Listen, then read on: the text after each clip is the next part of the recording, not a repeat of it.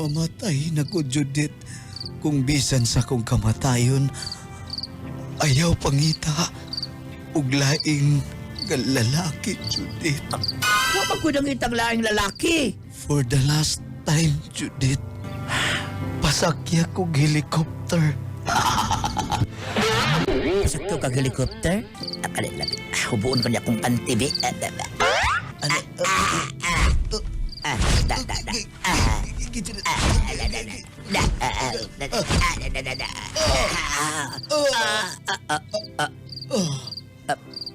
Dante. Dante!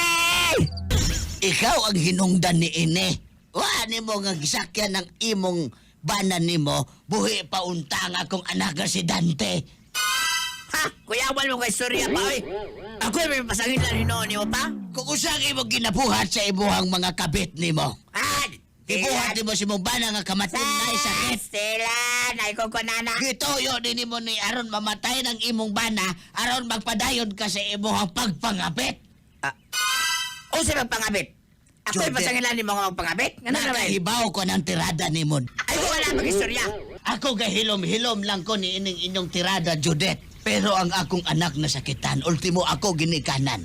Ang imong bana, gihaya karon. Way siguro, habang gihaya ng imong bana, ikaw magpauraray po ka sa laing na laki, Judith. Ako, nagpulaw-pulaw kay ko diri. Nga naman? Wa ka naluoy niya ng imong bana. Usaw ba Gihaya. talagang bana nga? Kung bana nga, wala ba na, patay na ba na? Tusking naman na. Kunya ako'y pasangin ni mo?